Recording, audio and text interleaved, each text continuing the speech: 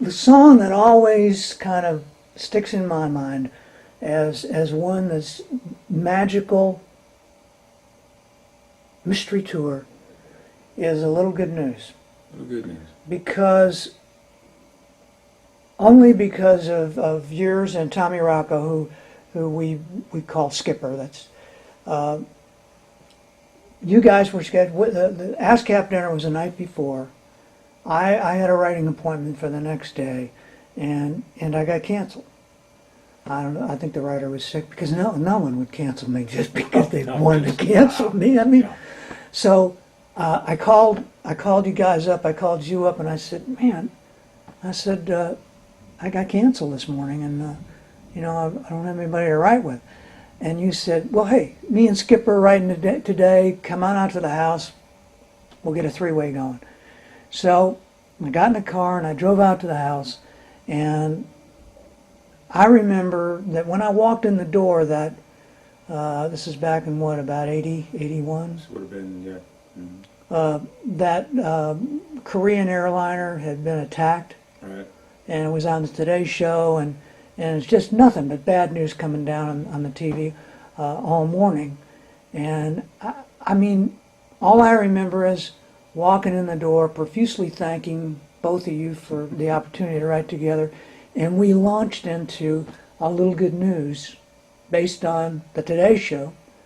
And as I remember it, how do you remember it, Charlie? Because Well, I have a way of remembering. here are the snatches of memory that I have about that song. I think it actually. I think the song actually started unconsciously in the kitchen as we're getting our coffee and walking into our little writer's room there that I had, which was off the kitchen. And we were talking, and as often happens with Rory, if we're talking, we are singing just a little bit too, those same words, just to see if anything is there. But the next thing I remember is I'm sitting there. I do remember this because the news was so catastrophically awful, and we were talking about that and moving from the kitchen into the writer's room. And I sat down behind the piano, and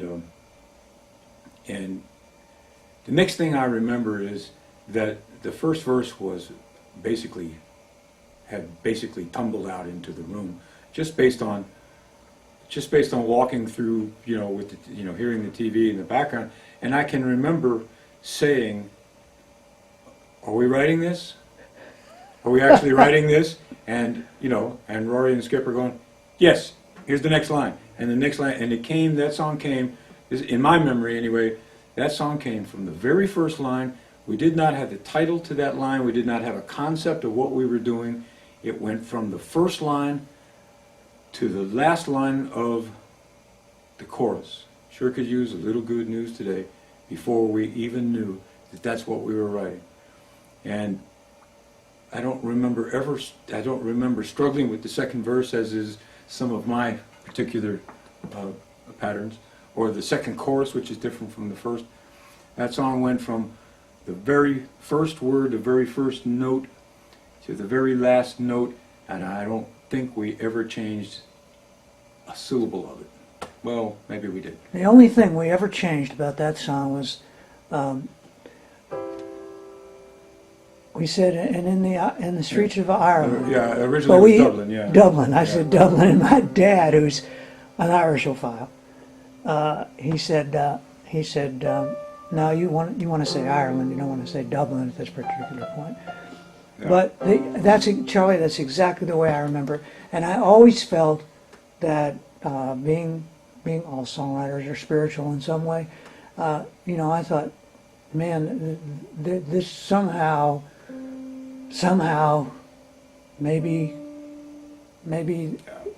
God wanted this one out there, because maybe God was getting a little tired of the bad news too. I think so, yeah. And it just was a totally inspired song, and I've had people over the years come up to me and tell me that they remember exactly where they were when they first heard that song. And well, I remember exactly where I was when we heard the record for which Ann won the Grammy, yeah, because we had not heard in advance of the record being released, we had not heard the cut. And I can still, it's actually not far from here. I was driving down Highway 70 when that song came on the radio, and I didn't realize, I recognized our intro, which was, you know,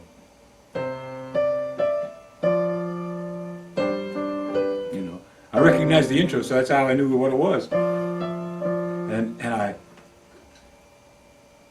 And this amazing performance came over, and I mean, I was shaking. I had to pull over. I just was like so blown away with it. I just couldn't imagine. It's one of those times as a writer when you hear your song recorded, and you cannot imagine it being any other way except that. It was Yeah. amazing and perfect.